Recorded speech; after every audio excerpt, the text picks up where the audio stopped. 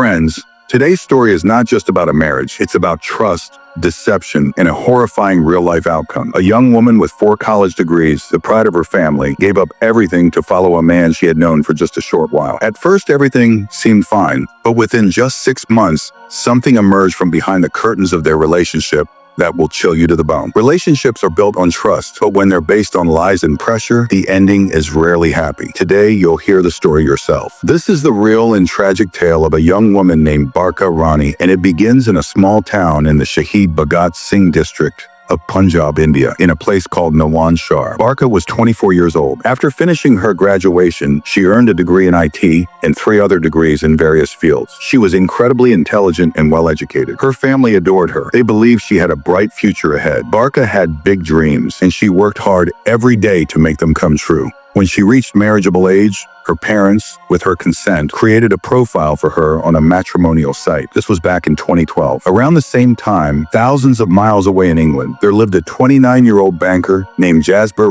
Ginday. He was doing well in his career and lived in his own home in the West Midlands. Jasbir's parents lived in Punjab, but he was well settled in the UK and was soon up for a major promotion. His parents began pressuring him to get married. Eventually, he agreed. He returned to India and met over a dozen women, but none seemed right until a relative showed his family Barkha's matrimonial profile. The family was immediately impressed, and so was Jasbir when he saw her. Soon the two families connected. Jasbir's parents spoke highly of their son. He had a stable job, a house, and a good income. Jasbir and Barkha met. There weren't many words exchanged, but something clicked between them. Jasbir told Barkha he wanted her to come to the UK with him and start a new life. Barkha agreed. Both families were overjoyed. Finally, on March 28, 2013, the two got married in a grand ceremony attended by over 700 guests. After the wedding, Jasbir had to return to the UK early due to work, while Barkha stayed back to wait for her visa. She waited alone, filled with dreams and hope. Months later, her visa was approved, and on August 10, 2013, Barkha left for the UK. They lived in the West Midlands near a crematorium.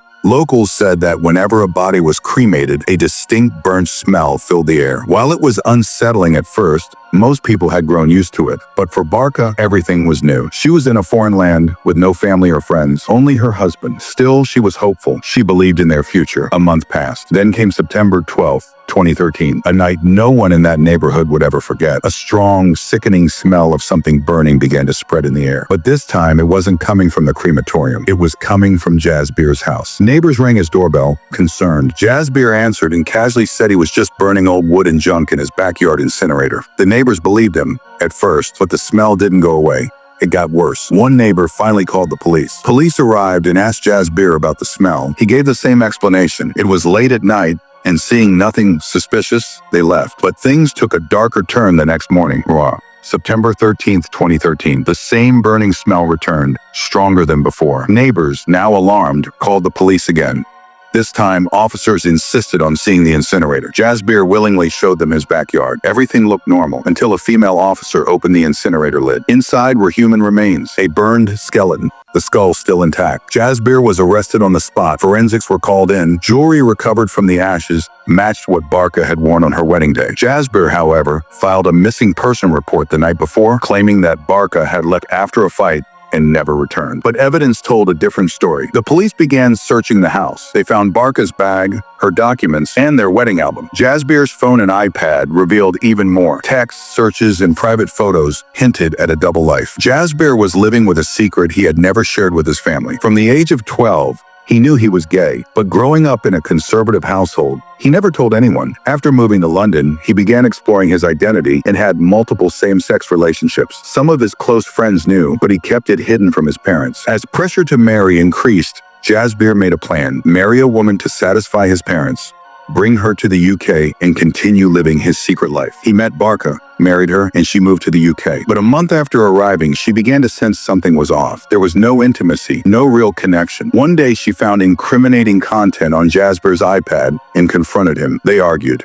She threatened to tell his parents everything. Jasbir panicked. That same night, September 12th, he strangled Barkha with a vacuum cleaner pipe. Then he dragged her body to the backyard, placed her in the incinerator, and lit it on fire using petrol he had fetched from a nearby station. He thought he could hide the truth, but the smoke, the smell, and his poor lies betrayed him. Eventually, Jasbir broke down and confessed. Forensics confirmed the body was Barkha's. His internet history showed he had been searching for large outdoor incinerators even before Barkha arrived in the UK. Everything killing was premeditated. Jasbir Ginday was tried in the Wolverhampton Crown Court. The trial lasted 3 months. The jury, made up of 12 people, found him guilty of murder. He was sentenced to life in prison with a minimum of 21 years before being eligible for a parole. The judge said, "This woman trusted you.